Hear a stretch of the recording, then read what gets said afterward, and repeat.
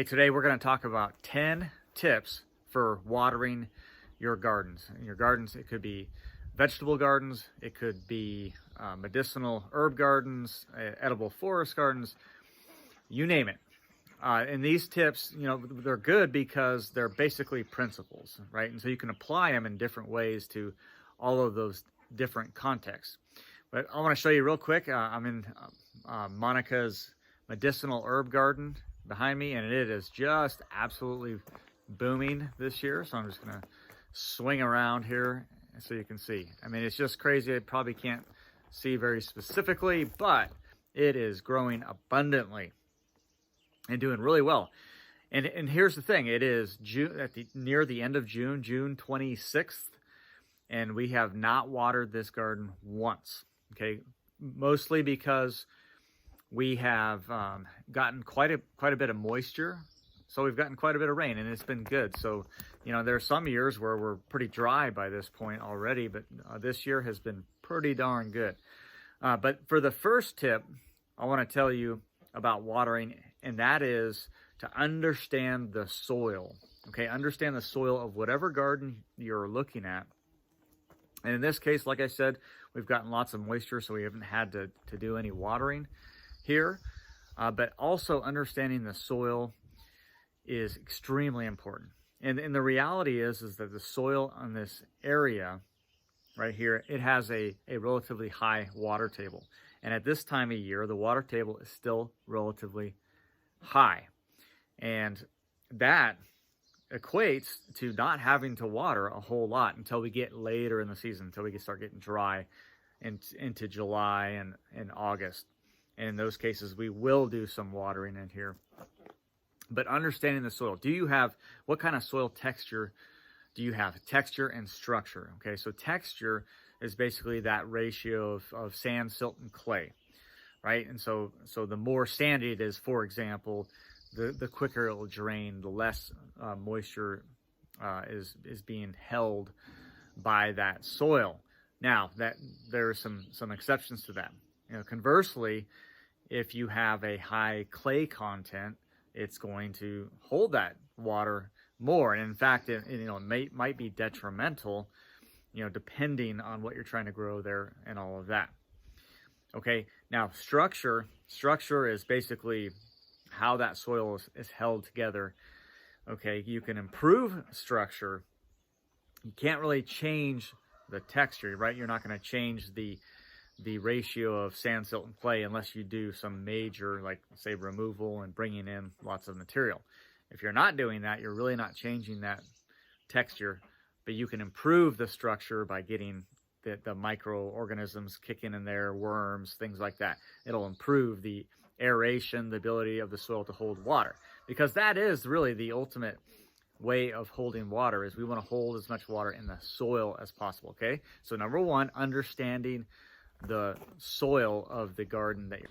All right, the second tip is to maintain a ground cover or use mulch. Okay, ground cover or mulch. As you can see, this little guild area here, there's an apple tree there, and there's all kinds of mints and lemon balms. Here's gumi, we've got chives, and just a bunch of other things that are all kind of in this area. Looks wild, but it's actually a very healthy ecosystem going on here. But what you can see though is that there is lots of ground cover and there is lots of mulch. Okay, and this does a couple things. It conserves water, right, by moderating the soil temperature in here and keeping the soil shaded and covered, so that moisture stays in there. So it's a great way of retaining moisture in the soil and conserving water. All right, tip number 3 is understanding the watering needs of plants and in what stages they are, right? So if you've got some starts that are growing in these little pots, they're going to require watering more often and frequently. Here I've got a weeping willow that I took cuttings from earlier this spring, and we've been just kind of nurturing them. But this, I mean, it needs a lot of water. It needs a lot of water, and specifically because it's in this small 1 gallon pot, which it just needs to get planted out. But that's where it's at right now. And it really ends up using a lot of water. So I have to be careful with that. Now, other plants in a 1 gallon pots might not need to be watered as much. Here's another example. So we've got some basil and peppers and tomatoes right here. Tomatoes and potatoes and things like that really like even moisture, right? They don't like to be really, really wet and then super dry and then really wet and then super dry, right? And that's kind of bad for the fruiting environment of it. Okay, and so so it goes with all different kinds of plants. So understanding the watering needs of each of those plants is really important. Number 4 is to water infrequently but deeply. Okay, and I know I just got done talking about tomatoes and how they want even moisture.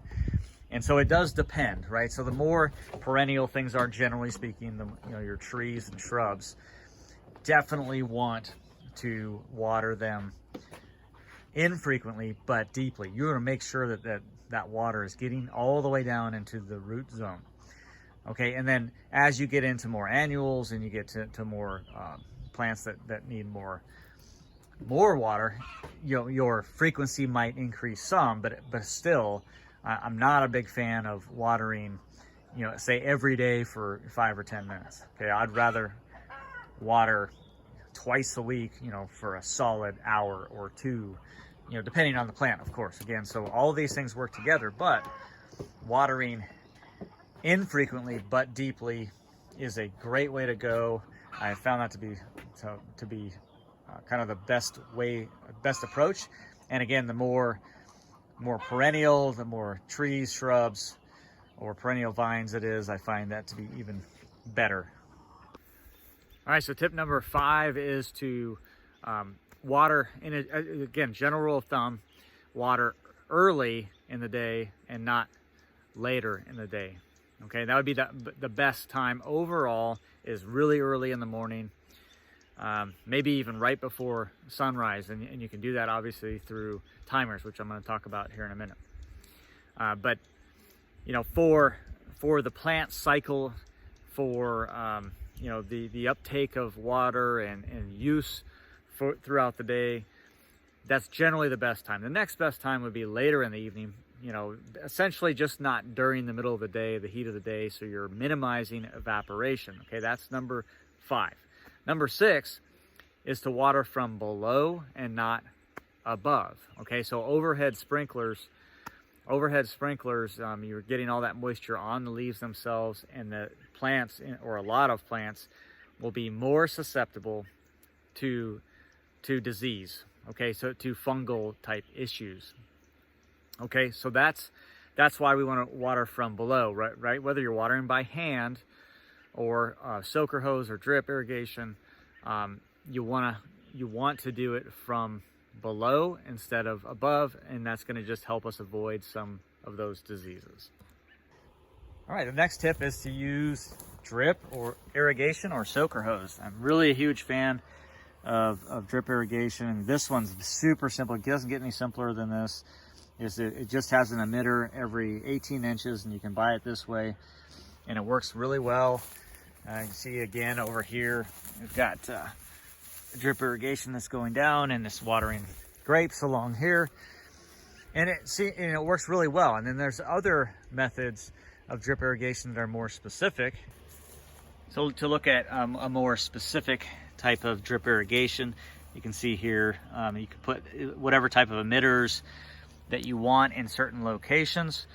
You can set them to half a gallon per hour or a gallon per hour, and so you can really kind of dial it in and get more specific, as opposed to emitters that or like the last one I showed you that was just set. It's every 18 inches, that's what it is, etc. Okay, and you can have little side shoots that come up and water however you need to do it. So this is where you can get very specific. The next tip is to use timers, and timers are excellent because you don't forget to turn the water off for one. and two, you know, it's just a better use of your time because you can set it and forget it, right? And because that's just the reality. How many of us have left hoses on? Probably all of us. Okay, so you can get really simple like this, a mechanical timer that's just based off springs and gears.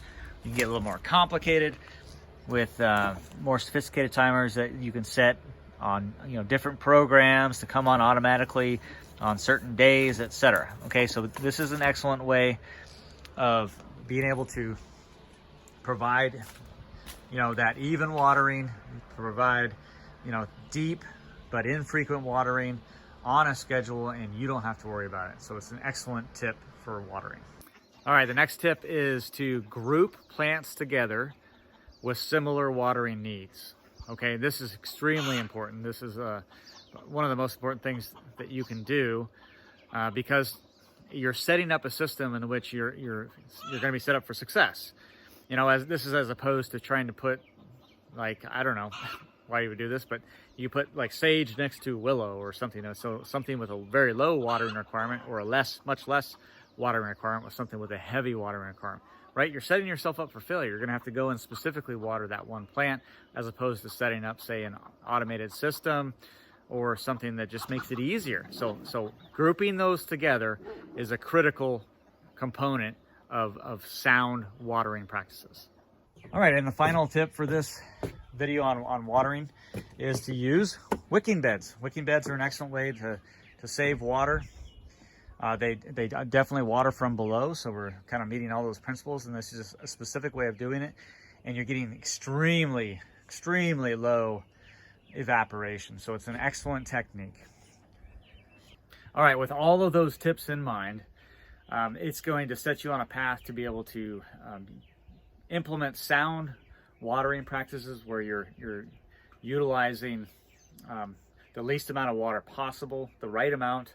You're not forgetting to water, hopefully, you know, right? If you automate that system, you're lowering possibilities of disease, and ultimately you're getting your plants to thrive, and that's ultimately the goal. All right, so I hope you got this, got a lot out of this, and enjoyed this video.